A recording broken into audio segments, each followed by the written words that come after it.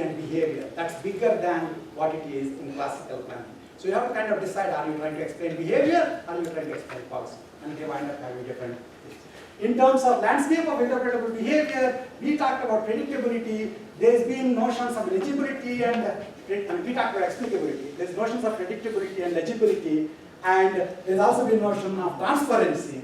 And these are slightly different but connected ideas. And actually, there's a nice paper that talks about how they are connected. One important thing that you might want to take from this talk is, if path planning people do this work, they never talk about humans having a model. They don't talk about learning the humans model. Why? Because they assume there's a default model that all humans have about how to find paths, which is if you start walk in straight lines, you're right. If not, you're not right. So the legibility and all these explanations assume a model implicitly. They just don't say it. They assume there is a straight line assumption in the background. In task planning, you can't make a single one-size-fits-all assumption like that, so you actually have to bring up the model into the front. These are the kinds of things that are made very clear in that ICAPS paper that we presented. And as I said, and that's the poster that we presented next AIP.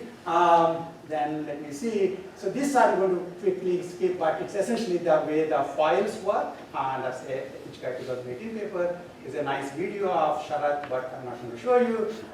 You can also show explainability of unsolvability of a problem. How do you explain unsolvability of a problem? The tricky thing there is the problem can't be solved, and how do you explain that? You need to provide, one idea might be to say, you can't solve it because the following things are missing. And a paper in Hitchcock 2019, as well as tomorrow, Sharat will tell you how one way of doing this would involve reasoning at the abstract levels and look at the landmarks at the abstract levels that cannot be passed through. So for example, here there are these particular obstacles. When you abstract them out, then this problem actually can be solved, and then you realize that the reason this won't work downstairs is because there is an obstacle. And that winds up being an explanation. Handling multiple agents, again, I'm going to quickly skip. Basically, there is a nice way of talking about maximal and minimal models when you have a set of models and providing conformant and conditional explanations. Again, I'm not making this stuff up. There's actually a full paper there. When you have multiple agents with different models, you can actually do things like this, where you have a single plan assistant, but different extra interfaces for the two different users. So you can provide private explanations in addition to public explanations to the different users. There's a paper on that last year. In terms of explanations, trust in autonomy, as I mentioned, actually this is an interesting thing. This is Anaga showing in the AAI this year that you can pretty much take the same exact theory and use it either to make your behavior legible or be obfuscated. And you could do this if the observability can be controlled. And there's a nice way of looking at how obfuscation can be used to kind of do one trace but make the human think that you're doing something different, and that would be useful in scenarios of interest to military. That's I'm actually doing that I want to show you. In the model reconciliation can be used to tell lies. Instead of starting from here, you start from a model that never was, and then make the human believe in it. Then you have told them lies. And as I said, we can talk about whether or not people like being told lies. But tomorrow, Taragata will tell you more about how you can use this actual search to produce different kinds of interesting lies. In case you don't know how to tell us. And this is the work that we talked about, where we did human study to see whether or not humans like being told white lies. It's a nicely, carefully constructed study. You might be interested in. And of course, when we did that, somebody picked it up and said, should AI bots like hard truths about artificial intelligence, where in the second line, Skynet is dutifully presented. Because this is exactly the kind of thing I'm sure is going to happen, is what we do, right? So in summary, I basically tried to tell you a couple of things. Synthesizing explainable behavior requires an AI agent to reason not only with its own model of the task, but the human's task model, as well as the human's model of the robot's task model. And this multi-model planning can be used by the agent to show explicable behavior, provide explanations, possible to trade off explainability and explanations, and they can be done in either model-free or model-based way, and this kind of framework can be extended in a huge number of ways, including different levels of abstraction, multiple humans, projection-aware planning, obfuscation, and line. Okay. Now, obviously, I tried to put too many things, but they're all connected, so at least we'll remember something that might be of interest to you. There is a 2-page Cliff's Notes version that I had to write this for Ama's keynote that I gave last month in May. So you might be interested in seeing that before reading the full papers. And then finally, I mostly talked about my group's work in this area. Clearly, this area has been getting a lot of interest. For example, this morning somebody was talking about how important it is to do human-aware planning. At least more than one hour we talked about it. There's a whole entire XAIP tomorrow with a whole bunch of very interesting works. And actually, I taught last fall a human-aware AI class, and the course readings for that will include not just our work, but also lots and lots of other relevant work. So those of you who might be interested in knowing more about this area might be interested in looking at that. Okay, so that's that. Of course, it looks as if we made our life harder by taking humans into account. It seems that we had a much happier life because when the planners were not working or working, there was nobody's feelings we had to consider, nobody's models we had to consider. As Kurt Jr.'s character says, if only it weren't for the people, the goddamn people, always getting tangled up in the machinery, if it weren't for them, Earth would be an engineer's paradise. If it weren't for people, planning would be also ICAP's people's paradise. But as I tend to say, some of our best friends are human, and we want them to actually work with AI systems, and so it's worthwhile doing this stuff. And I'll again show the people who actually did this work, and do something. Thank you.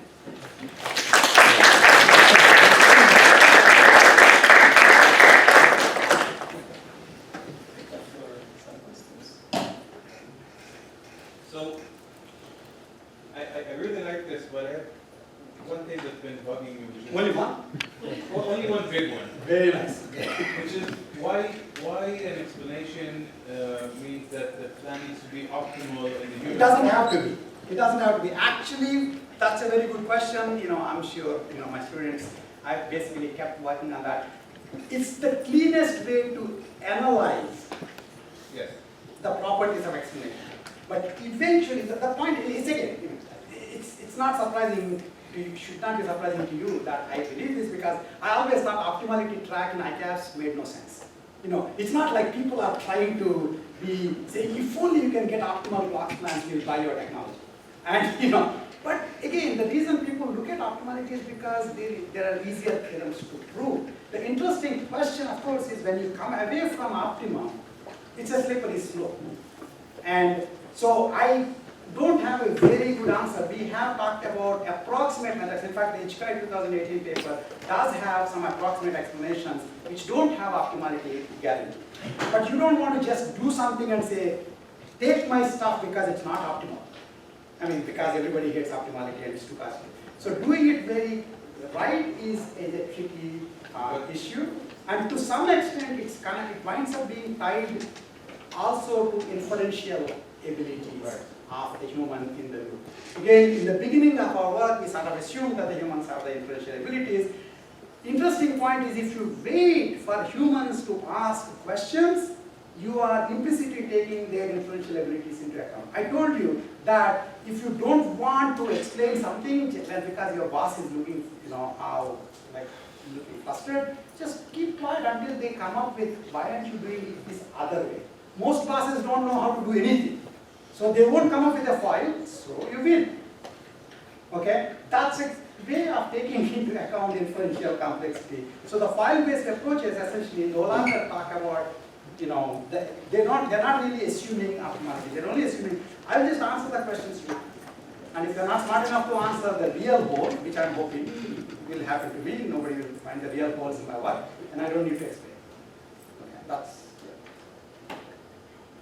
Because my feeling is that sometimes a suboptimal plan might be much easier to explain than an optimal one. Well, again, my point is, you need to do this. Again, here is the other interesting connection. Okay, that assumes that different explanations have different cognitive processing costs, which is very reasonable. In what we have done, we pretty much counted the cost of explanation in terms of the number of precognition and number of effects changed, just like adding up the number of steps. Okay, you want anything more, you can do cost based, right? Of course, then the question is who comes up with the cost. Okay, we have done cost based planning, and it's very beautiful. It looks nicer than normal just add up on number of steps planning. But then who comes up with the cost? Again, that too needs to be learned. But when it is learned, then I would argue that the general approach is actually able to figure out what is the least cost explanation. Okay. Yes. Very nice talk. Thank you. So you have two models here, the model of the robot and the model of it.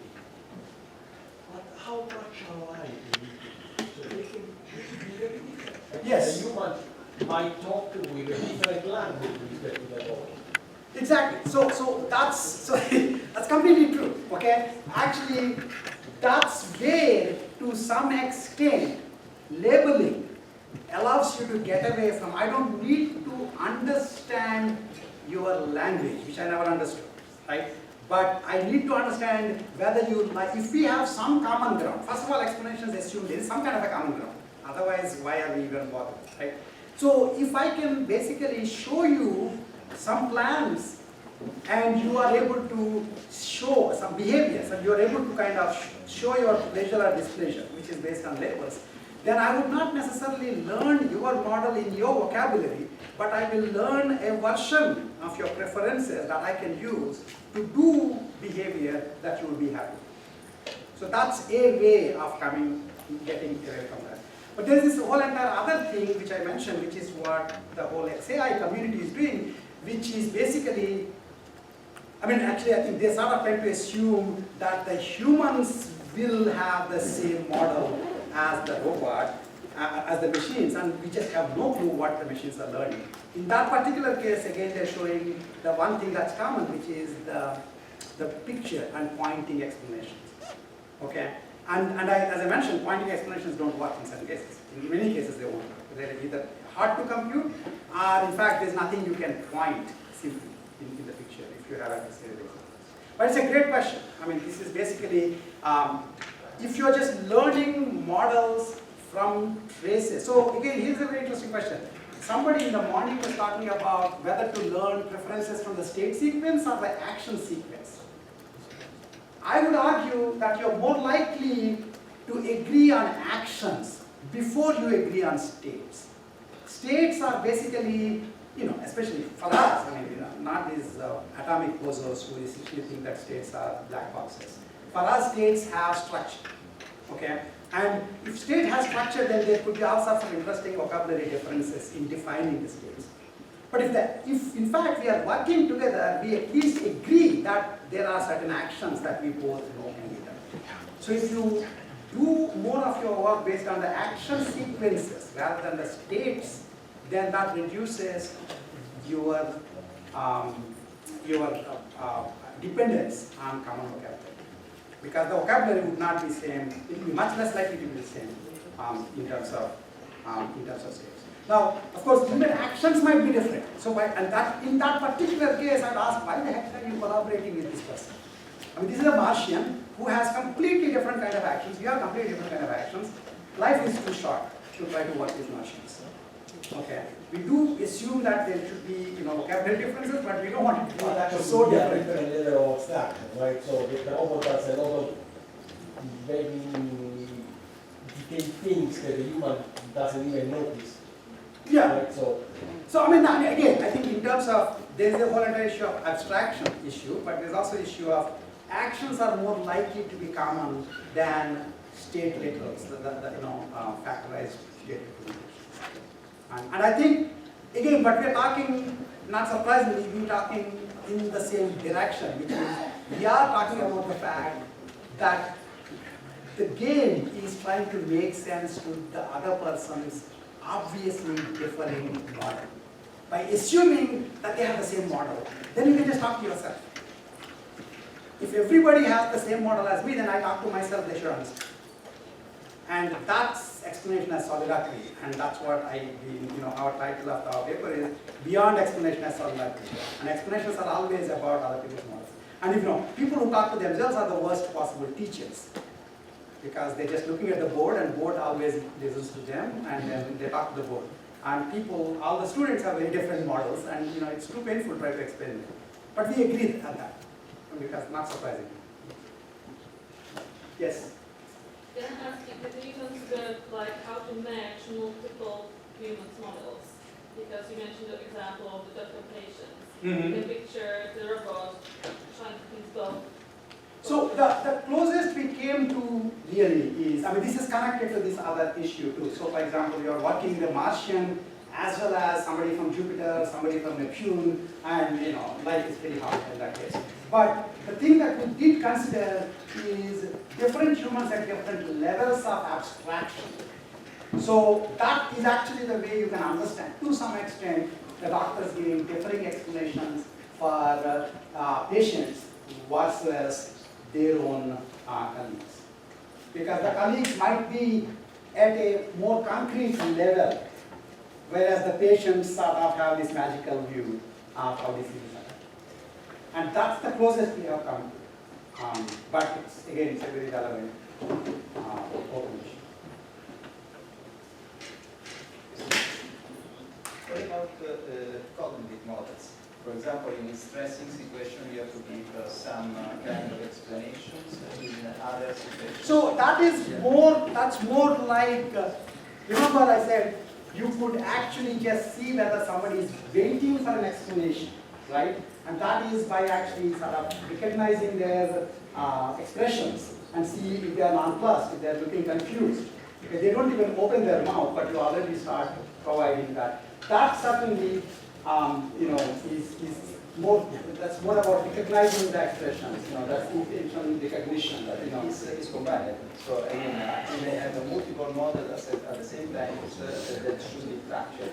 Not only the symbolic one, but also. Yes. No, but this thing, of course, I'm talking a lot more at the symbolic level, but clearly intention recognition and intention projection wind up being, at the sub-symbolic level.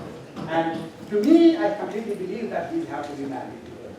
And I think I focus a lot more on how to get the explanations at the symbolic level, but the need for explanations might have been dictated based on other things. One of the other related questions is, does the agent's ability to provide explanation reduce people's cognitive load? We have done that. In fact, the HRI paper actually specifically has measurements on cognitive load. Again, there are two ways of doing cognitive load. One is you have these questionnaires at the end. The other is actually measuring. In the work that we have done, we basically had the questionnaire method, which is most of the human factors. But you can also do this sort of directly measuring whether people have feeling stress and use that. Okay? Other question? Yeah. Can you elaborate more on what would an explanation look like in the MDC framework, especially in the case when the model was not provided to the agent and it learned a model and optimized over it using reinforcement learning. So in this case, the human doesn't have a model at all. Yeah, no, then you just provide the explanations. So the idea is that the explanatory actions, which are mostly epistemic, in the sense they don't essentially, what you have learned is, here's the thing, right? How many of you know copy machine paradox? Where basically it's been shown that if there's a long line in front of a copying machine and you want to cut through the line, the first time you can say, pardon me, I have to copy, pardon me, I have to copy. And all the browsers will let you get it. Okay? Second time they'll hit you, but the first time they'll let you. And in fact, explanations can be used for this kind of thing. In that case, what you have essentially learned is, even though you don't know what other people's models are, certain kinds of occurrences, pardon me, which is an epistemic action, is enough to get you the behavior that you want. So that's the way, essentially, when the model is not there, it's just the explanatory actions that are being presented. There's a talk tomorrow on that, and we can also talk about that. Because we decided to postpone the next talk after the coffee break. So we have time for another questions. Anybody? Okay, one question. Yeah, please. Great stuff, Rao. The question is, what happens when plans are a bit more complicated than the one you showed, right? When there is temporal reasoning numbers, so Okay, it's a very good question. I mean, I don't know. I mean, first of all, we haven't done explanations. We did do explanations on temporal plans for NASA domains. It's not as clear to me. I haven't really looked into, for example, how to explain, let's say, temporal plans when people have a different notion of time, for example. Okay, they have different expectations on the durations of the action. And they thought that you should be done, I mean, that's what normal bosses assume, that you should have been done by like yesterday evening. How come you're still working hard? Because they have a very different model of the duration of the action than you actually know is true. And again, that too will wind up being changes to the model. So that's connected also to this MDP model reconciliation. It's simpler to do model reconciliation search in a combinatorial fashion if you're talking about good old PDL with basically atomic, the propositional preconditions. Once you start having continuous quantities, those edges will wind up being changes to, you should realize that writing a paper takes more than 5 minutes, according to my graduate student model. And then you tell that to the boss, and then they might or might not take that as a question. So that's the kind of thing. So to me, the model reconciliation still is relevant, but the search particulars will change a little bit more. And I mean, again, this is my speculation. I think the MDP part, and there is originally, the Ichikai 2018 paper actually started as a much more ambitious work, which involved numeric quantities, metric temporal domains. There we actually looked at the fact that it's not as bad. It's not like you don't have to change the durations deltas in terms of small deltas. You just have to say, this is what my duration is for this action. So it just winds up being one change to the model, even though the change happens to be a change to a continuous quantity. It's not as bad as you would assume.